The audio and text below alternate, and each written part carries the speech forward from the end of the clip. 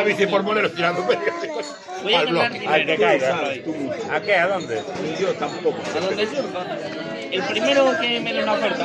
Vale, te voy a decir una cosa. Hay que negociar. Necesito una persona que venga conmigo a seriedad. No.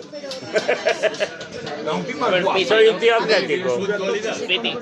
Piti no. Así que empiezas con Piti ya estás despedido. Como me digas Piti, estás despedido. Me busco otra amiga. Acuérdate, porque Me busco se otra están oferta, cambiando dice. todo. La verdad que te van a llover.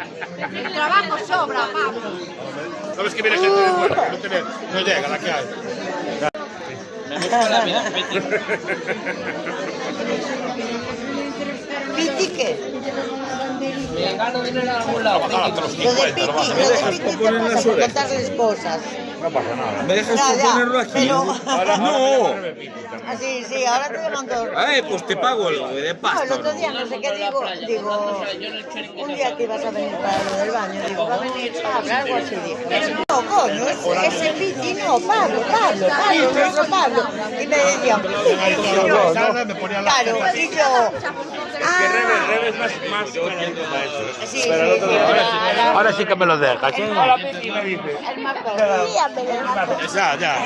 Porque él sí, ya, porque dejaría el chiringuito. Y sabe que no puede ser. a la tienda callando. Pero está bien. Porque aparte me vendré A ver, a conozco que a su madre llaman yo, así que me llaman Piti. La verdad es que los huevos son... Aparte tiene historia eso, ¿eh? Ya. Ahí lo tienes, señorita.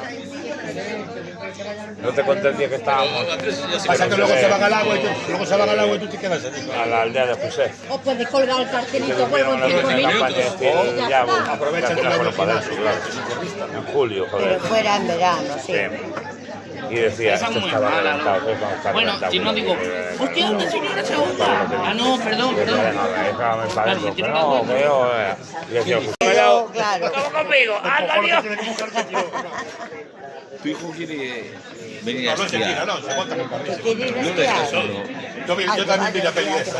Oye, tío, Jorge, Marco, Yo que te vas a tirar las horas, pero Tienes una cabeza muy Y grande. enseñan a esquiar. Estaba explicando mi cuñado y mi hermana. Semejante cabezón. Me llevo Tienes bien que con él. probar.